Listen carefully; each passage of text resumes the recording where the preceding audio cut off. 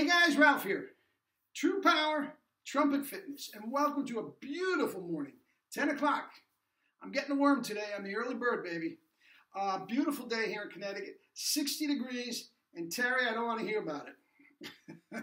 I have Fahrenheit envy with one of my clients in Australia. Terrific trumpet player. His double C's right around the corner. Wait to hear him play. At some point, I'm going to start putting my students on.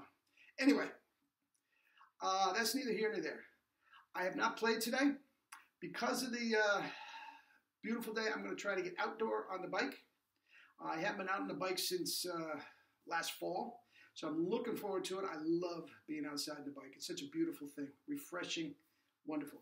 Anyway, I have not played yet today, so let's play a few notes. Usually I'm giving you the sword and dagger. Let's caress the baby this morning, okay? And see what we got. Spit buzz feels fresh. Let's see what we got. You know what I'm going to do. Arbin. Why not? When you got something that works, right?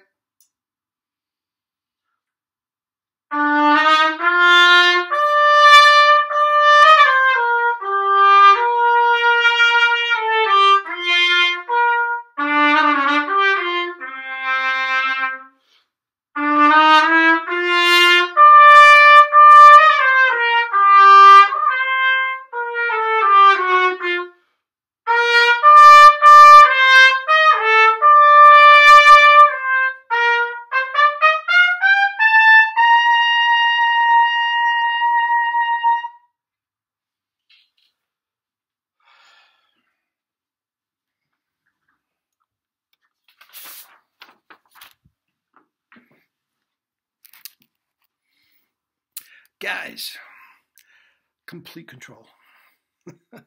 Guys, complete control. I don't know what else to tell you. I mean, you've heard me slam it with double C's. You've heard me run through barbed wire, as Mel Broyles used to call it, you know, with technique and articulation and everything. All the different trumpets. And can caress the baby with absolutely no warm-up. I don't know what to say. So anyway, other than get the book.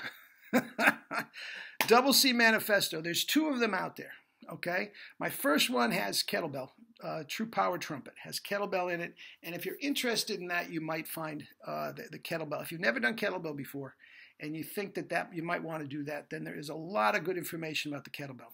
For the most part, from what I can tell, my subscribers don't want to hear about the kettlebell. Okay, and that's fine. That's fine.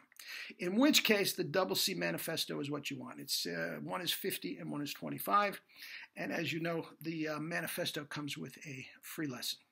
So you're getting two for the price of one. Okay, Louis, you know, unbeknownst to me, I didn't even look at my calendar before I made the video yesterday. And as it turns out, one of my students was from the UK and knows Louis Dowdeswell. I hope I'm Dowdeswell. I hope I'm pronouncing that right. Knows him quite well. And as it turns out, he really, really is a wonderkind. And as I said before, he's only 24. And guys, what he's doing at 24 and how he's making an impact on the music business at 24 is pretty amazing. You know, Jerry Callett and I have been working at this all our lives. And we often, you know, say, what if? And what if we had this when we were 18? I mean, Vacchiano would have been scared to death. Mel Broyles would have loved it. Vacchiano probably would have tried to change my mouthpiece. But what I know about now about the chops and everything, for 1 hour a week in my lesson with Vacchiano, I could have played a 10.5 C and kept him happy, and played my 1SS, 1SBs the rest of the time, and life would have been good. I know Mel would have loved it. He wouldn't have cared what I played as long as I sounded good. Okay. So yeah, be interested where I'd be. The interesting thing is, and this is not coming from woe is me, because if I had that then I wouldn't be here now. And I am so happy where I am right now. I wouldn't change a thing. And actually, I told you before, if you've read the book, I loved the journey.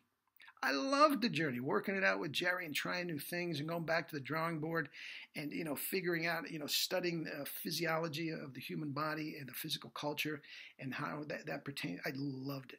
So I wouldn't have changed a thing. But if I had this when I was 18, I'd probably be doing what Louis doing if I was of this generation. Of the generation I had, there would have been more live playing for me to play, for sure. For sure. Anyway, I don't know a lot about this, and this was just given to me. Okay. I guess he was absolutely a wonderkind. I don't know if anybody actually gave him the chops like I'm giving you.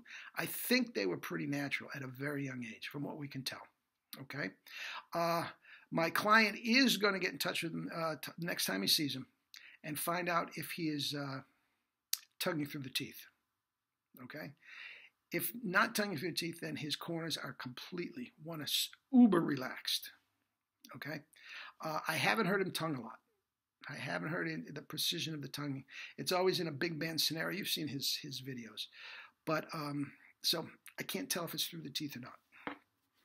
But he went to a school, I believe it's a private school, private sort of school for the arts called the Wells School as a kid.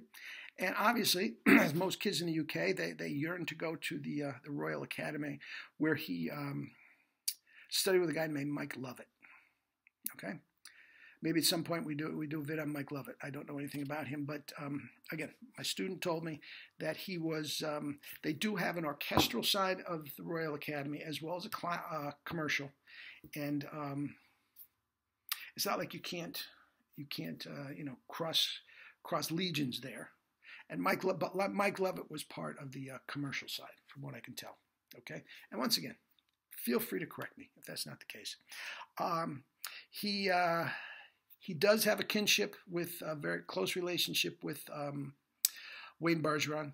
I guess Wayne brought him out to LA a couple times and had him sit in on recordings and introduced him around and all this sort of stuff. And for that reason, he does have a Yamaha trumpet that Wayne gave him. I'm not sure if he's playing that. He does have his teddy bear type of Bach that he goes to back and forth, and it probably depends on the job. Okay, he does like GR mouthpieces. It's got to be a relatively small one. It's got to be.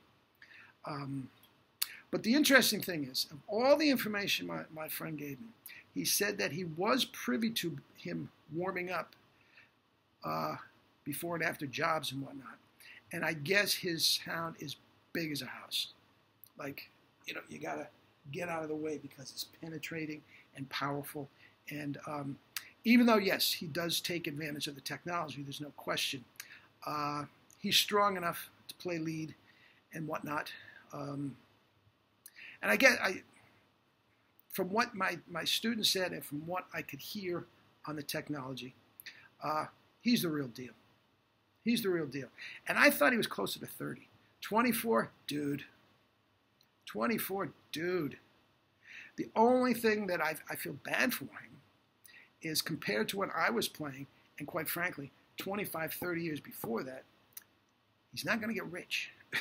There's not a lot of work out there. Now he can produce, he can do behind the sounds things, which maybe he can make some money that way if he hasn't already. And actually, he can make a few bucks on the YouTube. He's got that many subscribers and whatnot. Very few bucks, but he can do that as well. And he sells his DVDs and all this sort of thing. But that's that about Louis. And yeah. I was told, and I didn't see it, that there was a guy on the YouTube, I guess he's a competitor of mine, I never even heard his name before, that he's slamming the guy. And I don't get it. I don't get it. There's some guys that I take umbrage with. You know that. Arnold Jacobs. We can go down the line of, some of the guys. I do take umbrage with that. I think they're giving false information and blah, blah, blah. But you know what? If this guy can play like that, okay, and top players can listen to him play and say, dude, I mean, who am I to say? Okay? And if we find out that he's not tonguing through the teeth, okay. Okay. What you're doing is right. I would bet the house. It may not be the exact replica that I'm doing, but his tongue is forward. He's not going in syllables. Not doing it. Not doing it. I can say that for sure. It might be somewhat dormant, and because of the relaxation in the chops, he gets it. But there's no way he's doing the Claude Gordon stuff. No way. No way. Anyway, that's that. A little bit more. And quite frankly, guys, if you haven't gone to his website and checked out his stuff, do yourself a favor. Do yourself a favor. It's new age stuff, commercial stuff. There's no question about it. But he is a monster. Okay, Louis, I never met you. I'd love to at some time and just listen to what you say and what you do. But you got my stamp of approval. God bless you. Okay, guys, have a great day and love you all.